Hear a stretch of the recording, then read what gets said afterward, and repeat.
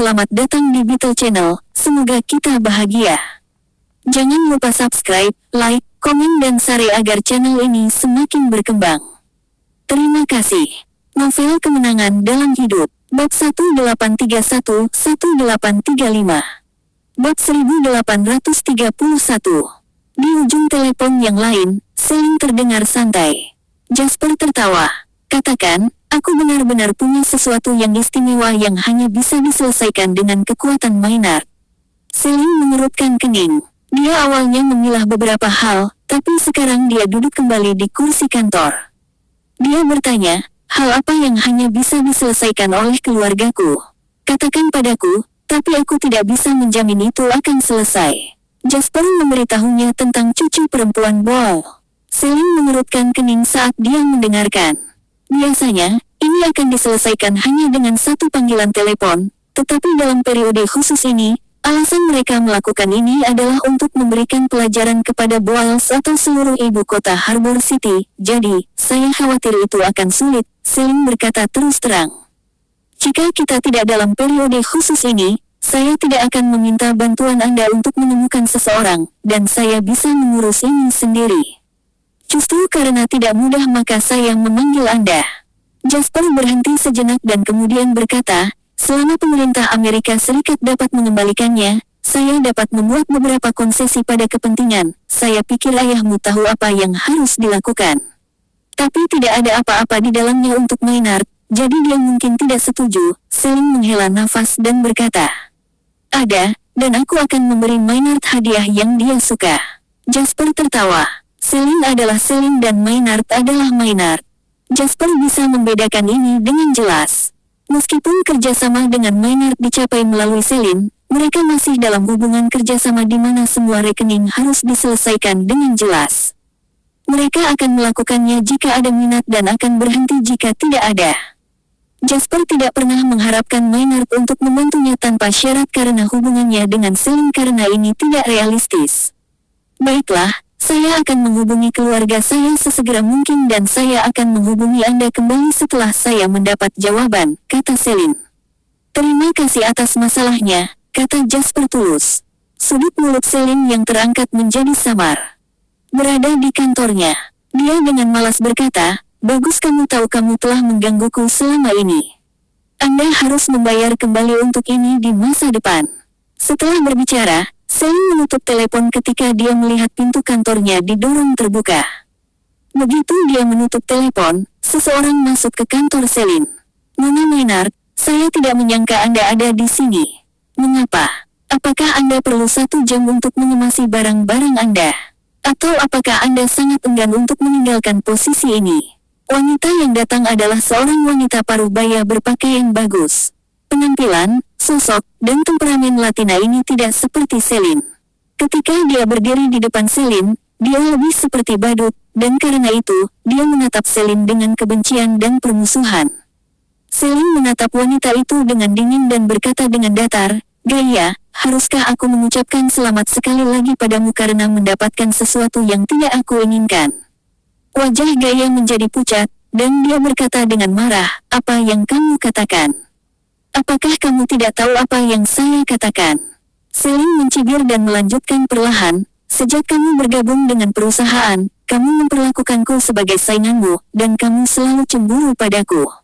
Anda mengejar orang-orang yang mengejar saya, dan Anda menggunakan hal-hal yang akan saya gunakan.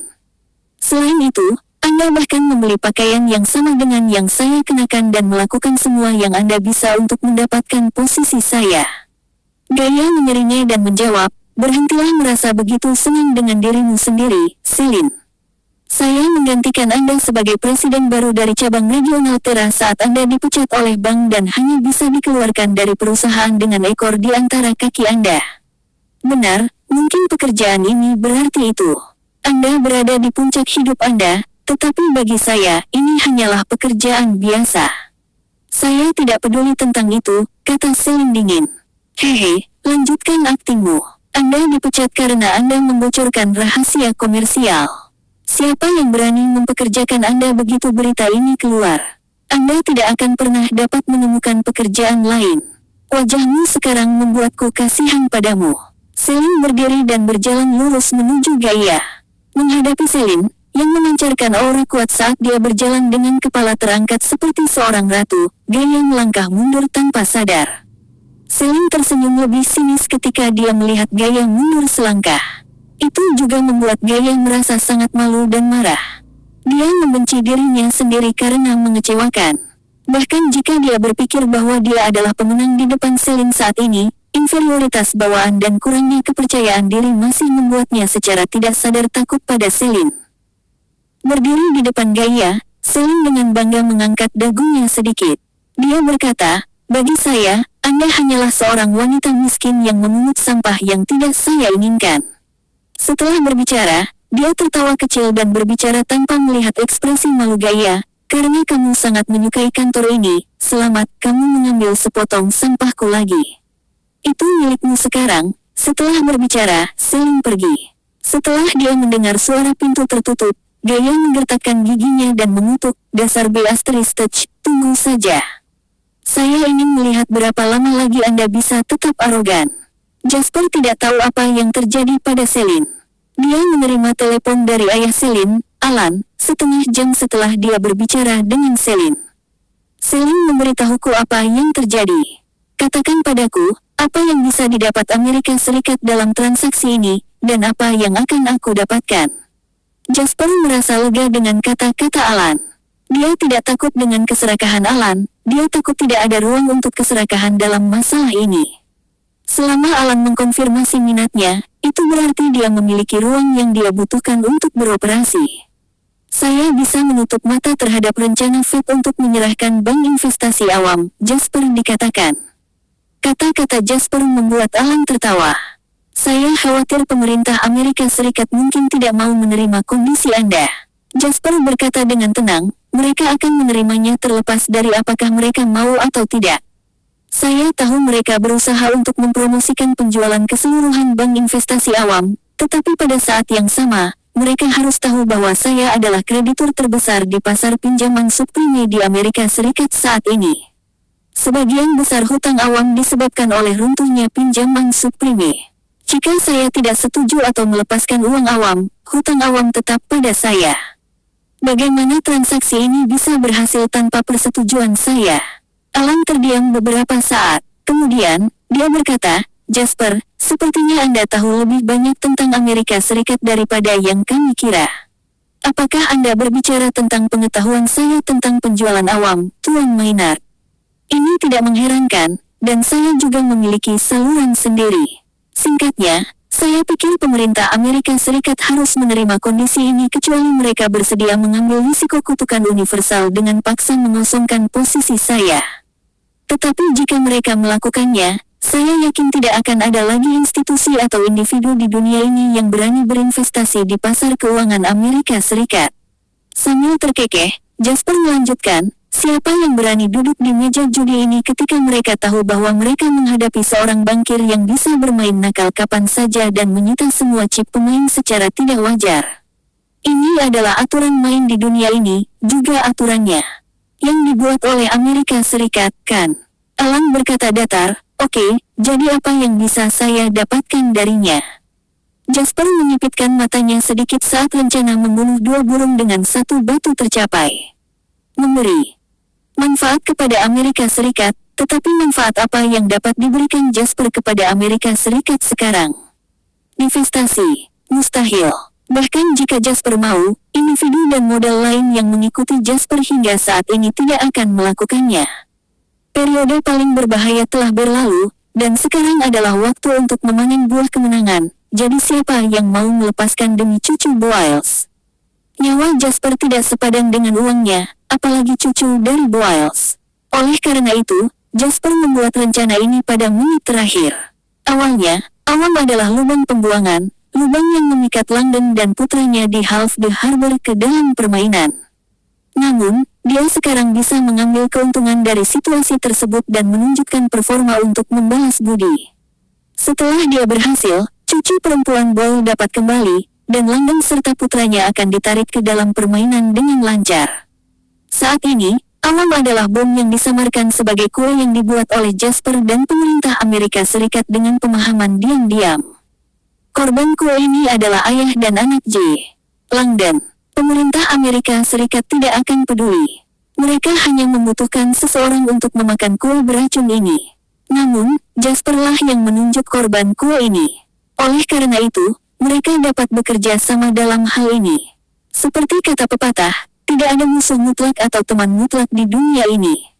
Selama minatnya sama, aku bisa bertarung denganmu dengan tangan kiriku dan berjabat tangan denganmu dengan tangan kananku. Tentu saja, pemerintah Amerika Serikat tidak tahu tentang rencana Jasper, apalagi keinginannya untuk menjual awam dengan cepat agar dia bisa racuni Half the Harbor Langdon dan putranya. Namun, itu akan baik-baik saja bahkan jika mereka mengetahuinya. Kepentingan mereka tetap selaras. Pak Maynard, jika saya memberitahu Anda bahwa ada orang yang sangat mungkin menjadi Presiden Amerika Serikat ke-44, apakah Anda akan mempercayai saya? Kata-kata Jasper mempercepat napas Alan di ujung telepon. Tidak mungkin. Reaksi pertama Alan adalah tidak mempercayainya. Itu baru tahun 2001. Menurut istilah dan waktu, pemilihan presiden ke-44 akan dilakukan pada tahun 2007. Arena politik akan berubah drastis dalam 6 tahun, jadi bagaimana orang bisa tahu siapa orang ini sebelumnya? Namun, jika apa yang dikatakan Jasper benar, maka pengetahuan ini akan memiliki nilai yang sangat besar. Khusus untuk keluarga seperti Maynard, karena bahkan dapat mempengaruhi Maynard berdiri setidaknya selama 20 tahun lagi. Jenis pengetahuan ini memberikan hasil yang lebih besar daripada bentuk investasi lainnya di dunia. Karena itu, bahkan jika Alan adalah seseorang yang dalam dan cerdik, dia tidak bisa tetap tenang saat ini. Pak Maynard tidak perlu terlalu terkejut. Saya memiliki saluran untuk mendapatkan beberapa informasi yang sangat rahasia. Agaknya, Tuan Maynard lebih tahu daripada saya bahwa dunia ini jauh lebih rumit daripada yang terlihat, dan semakin penting sesuatu, semakin dapat dikendalikan, bukan? Jasper sengaja mengucapkan kata-kata ini untuk berpura-pura bodoh dan menyembunyikan kemampuannya untuk memprediksi masa depan. Semakin misterius, semakin baik. Alan tidak akan memiliki cara untuk memverifikasi keaslian benda ini. Namun, reaksi Alan di luar dugaan Jasper. Sepertinya kamu sudah melakukan kontak dengan organisasi itu. Kami mengira kamu bahkan tidak mengetahuinya. Kata-kata Alan membuat jantung Jasper berdebar kencang. Organisasi itu. Dua kata itu membuat kulit kepala Jasper tergelitik. Dia tidak menyangka bisa menangkap ikan sebesar itu dengan bermain bodoh. Mungkinkah novel yang dia baca di kehidupan sebelumnya itu benar? Apakah benar-benar ada organisasi misterius di dunia ini yang bisa mengendalikan dunia? Jasper berpikir itu tidak mungkin. Semakin tinggi level Jasper, semakin dalam pemahamannya tentang dunia dan semakin canggih pandangan dunianya. Jasper tahu betul bahwa apa yang disebut organisasi misterius atau petinggi acak tidak dapat mengelola sebuah negara, apalagi masyarakat secara keseluruhan. Melibatkan militer, politik, budaya, teknologi, keuangan, penghidupan rakyat, dan sebagainya. Ketika dia bereinkarnasi, dan bahkan sebelum dia bereinkarnasi, Jasper sering bertanya-tanya apakah dunia ini benar-benar dikendalikan oleh organisasi misterius. Lagi pula, ada banyak teori konspirasi serupa tentang masalah ini. Sekarang, dia mengerti bahwa ini adalah mustahil. Jika suatu industri atau wilayah dikendalikan oleh organisasi semacam itu, dia mungkin masih mempercayainya karena tidak memerlukan banyak kekuatan untuk mempengaruhi. Namun, jika itu adalah kekuatan nomor satu dunia seperti Amerika Serikat, atau bahkan semua masyarakat barat, itu benar-benar mustahil. Tetapi bahkan untuk organisasi itu, tidak mungkin untuk menunjuk presiden ke-44 sejauh ini. Ini membutuhkan kerjasama dari para kandidat itu sendiri dan kompromi dari berbagai kekuatan. Semuanya akan melibatkan konflik kepentingan, jadi saya tidak percaya apa yang kamu katakan. Kalimat Alan berikutnya memberi Jasper pemahaman yang lebih baik tentang apa yang disebut organisasi ini. Pada saat yang sama, itu juga membuatnya memahami bagaimana menghadapi ini. Yang pasti sekarang adalah bahwa organisasi seperti itu memang ada, tetapi Jasper tidak tahu apa namanya, seperti apa, atau siapa yang ada di dalamnya. Karena itu, dia tidak boleh mengekspos dirinya dalam hal ini. Selanjutnya, Dari apa yang dikatakan Alan, organisasi ini pun tidak dapat memutuskan siapa Presiden Amerika Serikat berikutnya. Hal ini membuat Jasper menghela napas lega karena dia merasa ini cukup normal. Bagaimanapun, itu adalah Presiden Amerika Serikat. Setelah menjabat, dia adalah orang paling kuat di planet ini dengan senjata militer paling canggih dan kekuatan ekonomi paling kuat. Bagaimana orang seperti itu bisa menjadi boneka organisasi? Atau mungkin itu semacam kompromi atas kepentingan. Sistem ini mirip dengan sistem kontribusi politik Amerika Serikat, yang terbuka dan legal. Pengusaha Amerika Serikat akan mencari kandidat yang bisa membawa kepentingan mereka sebelum pemilihan umum, dan kemudian memberikan dana kepada partai untuk mendukung pemilihan. Setelah pemilihan berhasil, kandidat akan membalas dan memberikan pengusaha beberapa kebijakan preferensial atau tagihan di perusahaan atau industri. Tapi sudah ada beberapa kandidat, kan? Yang saya katakan adalah yang saya pikir adalah kandidat yang paling mungkin. Jasper bekerja keras untuk mencegah kekurangan dan celah dalam bahasanya. Lagi pula, orang di telepon itu bukan orang biasa, tetapi Patriark Maynard di Amerika Utara, dan dia adalah orang tua yang sangat pintar. Jika Jasper mengungkapkan kesalahan sekecil apapun, pria itu akan menangkapnya. Setelah mendengar Jasper, Alan tidak mengatakan sepatah kata pun. Tampaknya dia diam-diam menyetujui ini. Ini juga membuat Jasper menghela nafas lega. Sepertinya dia tidak mengatakan sesuatu yang salah. Saya dapat memberitahu Anda siapa kandidatnya, tetapi apakah Anda memilih untuk berinvestasi di dalamnya, itu sepenuhnya terserah Anda. Saya yakin Anda memiliki seperangkat metode dan standar evaluasi untuk menentukan apakah orang ini layak untuk berinvestasi. Kata-kata Jasper membuat Alan benar-benar meninggalkan jejak keraguan dan keraguan-raguan terakhir di hatinya. Memang, Jasper benar. Selama dia mendapatkan daftar kandidat, dia bisa menyelidikinya secara diam-diam dan mengamati perlahan sebelum memutuskan apakah akan berinvestasi di dalamnya. Untuk Maynard, sumber daya politik tidak langka. Bahkan jika mereka melakukan kesalahan sekali atau dua kali, kemungkinan mereka kehilangan sesuatu tidak terlalu besar. Terlebih lagi, dalam kesepakatan ini, Maynard akan mendapatkan keuntungan besar setelah diselesaikan, dan tidak ada yang akan hilang jika gagal. Sekarang, yang perlu mereka lakukan sekarang adalah bertindak sebagai pelobi antara pemerintah Amerika Serikat dan Jasper. Ini benar-benar dapat diterima. Kamu bisa memberitahuku nama itu kandidat sekarang, kata Alan. Kebetulan sekali, dia sekarang berada dalam lingkup pengaruh Anda. Dia adalah Senat Illinois di Midwest, Brett Hussein Omar. Jasper menyebut nama itu secara langsung. Dia tidak khawatir bahwa Alan akan menjadi bermusuhan dan tidak mengakuinya setelah dia mendapatkan barangnya. Dengan status dan posisi Alan, hampir tidak mungkin baginya untuk melakukan hal seperti itu. Dia, yang mengejutkan Jasper adalah Alan tahu nama. Sepertinya kamu sudah tahu sesuatu tentang dia, Tuan Maynard. Jasper tertawa. Saya mungkin tidak memiliki kesan apapun tentang orang tersebut jika Anda menyebut orang lain, tetapi ketika menyangkut dia, saya tahu bahwa dia memiliki basis pemilih yang sangat luas di daerah setempat, dan beberapa idenya juga sesuai dengan kebutuhan. Dari lingkungan politik saat ini, hanya saja, Alan jelas ingin mengatakan sesuatu, tapi dia tidak melanjutkan. Yah, tunggu saja kabarku. Dia akan dapat kembali ke rumah dengan selamat paling cepat dalam 2 hari. Awalnya, kesepakatan antara keduanya akan diselesaikan dengan sukses sekarang karena mereka berada pada tahap ini. Namun, ketika Jasper hendak menutup telepon, Alan berbicara lagi. Aku berencana untuk meminta Celine pulang, tapi dia tidak mau. Dunia luar tidak damai sekarang, jadi saya harap Anda dapat mengambil lebih banyak merawatnya. Jasper tercengang. Bukankah dia bekerja di Harbor City?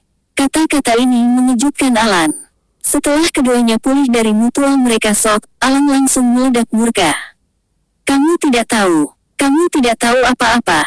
Jasper memang dikejutkan oleh Alan kemarahan yang tiba-tiba. Apa yang aku tahu? Kedengarannya seperti Alan marah karena bayinya yang berharga telah ternoda oleh seseorang dan kemudian orang itu bahkan berpura-pura bodoh setelah mereka memanfaatkannya. Karenanya, Jasper bertanya sambil merasa sedikit bersalah. Huff. Alan mengejek dengan dingin dan menjawab, hal yang mengecewakan itu telah dipecat oleh investasi kolosal karena kamu. Itu karena dia membocorkan rahasia perusahaan. Dia melakukan begitu banyak hal untuk Anda, namun Anda tidak tahu. Dengarkan aku, Jasper, jika kamu memperlakukan putriku sebagai seorang idiot yang bisa kamu manfaatkan kapanpun kamu mau, maka kamu salah. Setelah dia mengatakan itu, Alan membanting telepon. Sementara itu, Jasper sangat bingung setelah dia diteriaki karena tidak alasan. Namun, dia tidak berminat untuk membagi rambut karena ini. Sekarang, dia hanya ingin tahu bagaimana Celine. Tanpa ragu-ragu, dia meminta Jackie, yang baru saja datang untuk melaporkan beberapa masalah terkait pekerjaan, untuk menunggu. Kemudian, dia menelepon nomor Celine. Namun, dia diberitahu oleh pesan otomatis bahwa panggilan itu tidak dapat terhubung. Dia mencoba 3 kali lagi, tetapi bertemu dengan hasil yang sama. Jasper menggertakkan giginya dan segera memanggil Henry. Gunakan semua koneksi Anda di Harbor City untuk menemukan Celine Maynard, Presiden Colossal Investments cabang regional Terra. Aku ingin tahu di mana dia dan apakah dia aman. Juga, cari tahu bagaimana dia sekarang. Henry, yang jarang mendengar Jasper berbicara dengan nada mendesak dan serius seperti itu, tidak ragu-ragu dan dengan tegas setuju. Mencari Zachary untuk hal-hal lain jelas lebih berguna daripada meminta bantuan Henry, tetapi jika Anda perlu menemukan seseorang di Harbor City, jelas bahwa Henry, penguasa Harbor City, akan menjadi pilihan yang lebih baik. Setelah 1 jam, Jasper menerima telepon dari Henry. Saya menemukannya. Dia akan pergi ke daratan dari distrik Lowe. Dia sendirian dan tidak tampak diancam atau dipaksa. Anak laki-laki saya tidak repot-repot naik untuk mengganggunya ketika mereka melihat ini. Adapun apa yang terjadi selama ini, saya masih perlu waktu untuk mencari tahu. Jadi, apakah Anda ingin anak-anak saya pergi sekarang, atau? Jasper sedikit mengernyit dan melirik waktu. Itu 30 menit sebelum tutup. Jangan, aku akan pergi sekarang, kata-kata Jasper mengejutkan Henry. Apakah kamu pergi ke sana? Jasper berkata, ya, masalah ini sangat penting, jadi saya harus melakukannya sesegera mungkin. Saya akan mengatur sisanya, jadi jangan khawatir. Bagaimana rencanamu dengan Conrad? Ketika Jasper akhirnya mengajukan pertanyaan penting, Henry berkata sambil tersenyum, apalagi yang bisa terjadi? Tentu saja, semuanya berjalan dengan baik. Kami sedang bernegosiasi dengan Awam dan menunggu ayah dan anak Langdon memasuki permainan. Mereka sudah cemas sekarang dan mereka menghubungi eksekutif Awam berat. Sepertinya mereka takut kita akan mengambil lemak ini dulu. Persyaratan orang awam untuk memberikan asuransi kepada bank kecil dan menengah di Amerika Serikat tidak berubah. Tanya Jasper. Sebagai seseorang yang bereinkarnasi, Jasper melihat trik kotor pemerintah Amerika Serikat secara sekilas. Ini juga alasan mendasar mengapa dia menyadari bahwa dia adalah secara tidak sadar bekerja sama dengan pemerintah status Owens membuat kue beracun. Memberikan polis asuransi kepada bank-bank kecil dan menengah di Amerika Serikat negara akan menggali kuburannya sendiri. Jasper tahu betul bahwa krisis subprime mortgage ini akan menyebabkan 10% bank kecil dan menengah Amerika Serikat bangkrut sementara tabungan dan kompensasi finansial yang terlibat akan membentuk lubang pembuangan super lebih dari 100 miliar dolar AS.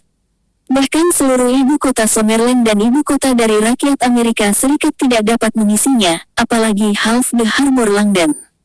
Kalau tidak, mengapa mereka mencari seseorang untuk jatuh? Saat ini, Jasper hanya ingin mengucapkan selamat tinggal kepada Langdon dan putranya di half the Harbor. Itu tidak berubah, dan mereka sangat tegas mengenai hal ini. Tampaknya jika mereka tidak setuju dengan hal ini, tidak perlu membahas hal-hal lebih lanjut. Jawaban Henry semakin menegaskan dugaan internal Jasper. Yang satu mau bertarung, dan yang satu mau menanggung rasa sakit, jadi itu tergantung siapa yang mendapat umpan. Setelah menutup telepon dengan Henry, Jasper memandang Jackie dan berkata, masih ada lebih dari 20 menit sebelum pasar tutup. Kali ini, rilis pasar uang awam di pasar subprime. Mereka akan mengambilnya. Jackie tercengang sejenak, bertanya-tanya mengapa Jasper tidak memanfaatkan kesempatan yang begitu baik untuk benar-benar menghancurkan Awam. Namun, karena Jasper telah memutuskan demikian, Jackie hanya bisa menurut. Mengerti, Tuan Lain. Oke, kalau begitu kamu harus membantuku mengawasi hal-hal di sini. Saya akan keluar sekarang, dan saya akan kembali sebelum pembukaan besok. Kalau begitu, haruskah kita melanjutkan aksi terhadap pasar keuangan Amerika Serikat besok? Tanya Jaka. Ya, Jasper menyipitkan matanya sedikit dan berkata, terus pendekkan pasar keuangan. Tentunya pasar subprime hanyalah permulaan. Kita harus mengambil kesempatan ini untuk menghancurkan seluruh pasar sekuritas keuangan Amerika Serikat. Kita harus menyerang mereka di tempat yang sakit karena hanya dengan begitu mereka akan takut. Tidak hanya itu, tetapi dengan menembus penghalang harga saham, kami memiliki peluang untuk memperoleh aset berkualitas tinggi dengan harga murah. Mengapa Amerika Serikat suka memainkan peran keuangan dan menghancurkan ekonomi suatu negara melalui pasar saham dan sekuritas? Tidak hanya mereka dapat menjarah sejumlah besar kekayaan dari negara lain dalam proses ini, tetapi juga karena sekali pasar saham jatuh, saham perusahaan-perusahaan yang terdaftar berkualitas tinggi di negara itu dapat diperoleh dengan harga saham terendah. Ini adalah model bisnis yang sangat menguntungkan. Faktanya, Trident Financial Group di Sunrise Land dapat dianggap sebagai 5 besar kaum plutokrat di dunia dengan munculnya ekonomi Sunrise Land, tapi kenapa begitu rendah sekarang? Itu karena Plaza Accord saat itu membuat akumulasi beberapa generasi kekayaan di bawah Trident Financial Group menghilang dalam semalam. Tidak hanya itu, banyak orang di Amerika Serikat memiliki sebagian besar hak saham di banyak perusahaan aset inti milik Trident Financial Group. Jasper menertawakan pemikiran untuk mengakuisisi Apple, Qualcomm, Microsoft, dan General Motors, perusahaan yang tak terhitung jumlahnya yang memegang hak kekayaan intelektual dari industri inti teknologi tinggi global. Setelah menjelaskan pekerjaan Jake selanjutnya, Jasper bangkit dan meninggalkan perusahaan. Dalam perjalanan ke bandara, Jasper meminta anak buahnya untuk menyiapkan pesawatnya. Begitu dia tiba di bandara, dia akan terbang langsung ke kota Goa. 2 jam kemudian, Jasper mendarat di Bandara Cavern City. Sejak anak buah Henry mengikuti Celine, Jasper menemukannya dengan mudah. Ketika Celine, yang sedang berjalan tanpa tujuan di jalan, melihat Jasper muncul di depannya secara tiba-tiba, dia sangat terkejut sampai tidak bisa berbicara. Kamu. Jasper terkekeh pelan ketika dia melihat Celine tak bisa berkata. Kata, apa? Apakah kamu terkejut? Pada saat ini, Celine kembali padanya inderanya, dan dia berkata dengan ngeri, mengapa kamu di sini? Jasper berkata, saya mendengar seseorang telah dipecat oleh perusahaan, jadi saya segera datang untuk menanyakan apakah mereka tertarik bekerja untuk saya. Orang-orang datang dan pergi di jalan. Namun, di dunia Celine, arus orang dan mobil yang ramai sepertinya tiba-tiba menghilang pada saat ini, hanya menyisakan senyum hangat pria di depannya dengan bintang di matanya. Tapi bukankah seharusnya kamu berada di Nauritus City sekarang? Bagaimana Anda bisa meninggalkan pos Anda mau tak mau pada saat kritis ini? Celine bertanya. Dia berjuang untuk mengendalikan suaranya dan menahan air matanya. Tidak ada situasi khusus yang terjadi hari ini, jadi saya mengambil cuti setengah jam lebih cepat dari jadwal dan membutuhkan waktu 2 jam terbang ke sini. Jasper terkekeh dan melanjutkan, jadi, Anda belum menjawab saya. Apakah Anda tertarik bekerja untuk saya? Tapi aku tidak tahu apa-apa lagi, kata Celine sedih. Saya akan memulai sebuah bank. Saya akan memulai satu untuk Anda kelola. Nada suara Jasper tidak diragukan lagi tegas. Kali ini, tidak ada yang bisa memecatmu. Juga, ayo buat jebakan dan buat kolosal menyesali keputusan mereka memecatmu. Bagaimana menurut Anda? Melihat Jasper, yang memiliki seringai di wajahnya seperti anak yang berkomplot untuk mencuri permen, Celine tidak bisa menahan air matanya lagi dan dia melemparkan dirinya ke lengan Jasper. Bersambung, terima kasih telah menyaksikan dan mendukung channel ini.